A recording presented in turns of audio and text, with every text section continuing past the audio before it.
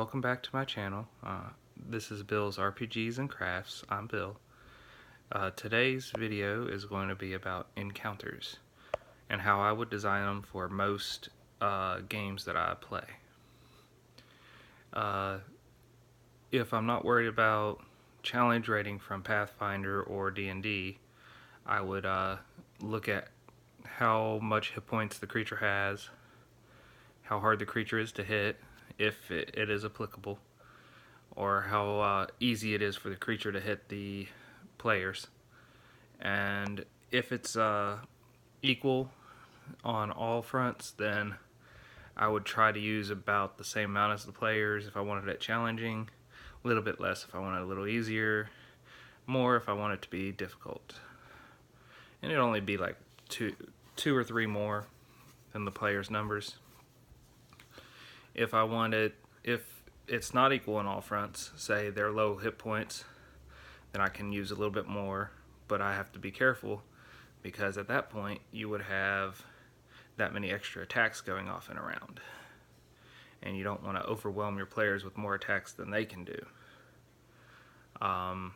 If you want an easy fight for the players, in a general sense, you would go with more creatures that have less hit points and a harder time hitting the players, or you would go with the minion rule from 4th edition, where they all have the same attack damage strength as creatures of their type or beings, but the players hit them once and they kill them.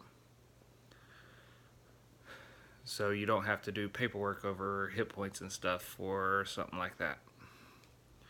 The other way I would look at it is this a big bad by itself, or a big monster they want to fight, or is it the climax of the adventure? If it's a big bad, I want to give it a few of those minions I was just talking about to give more going on in the combat.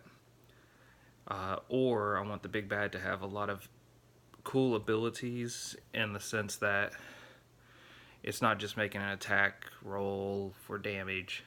It also can affect the players, making them make saves of some sort, making them react to other things like magic and such. Depends on the game, though. And that would expand upon the fun of that encounter. Being the big climax and all, I would want the players to feel like it is a big battle. The bigger it is, the better. And the better they're going to feel at the end of it.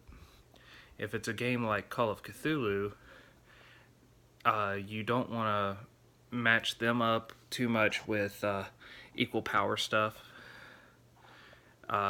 Hit points in that game don't work so well on recovery and stuff, so taking damage over the course of a game can be very detrimental.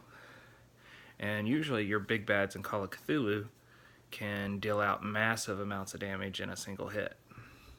So you want to be careful on big bads that can make more than one attack in a round, especially if they can make an attack per investigator or more in a round. But you also want to look at big bads that can, say, warp reality and such of that nature to mess with the players in that combat to make it more interesting. So those are my views on encounters and how I would design them for games in a general sense.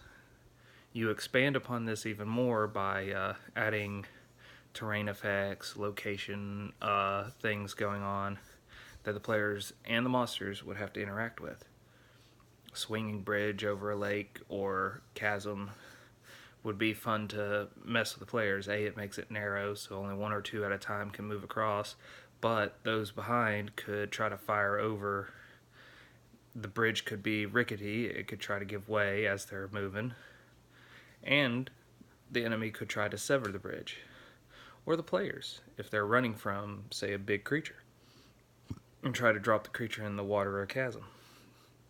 So terrain would add another effect to encounters, and it should never be neglected.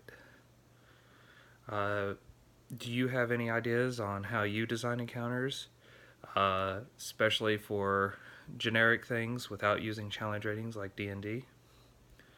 If so, post them in the comments below. I'm interested in what everyone has.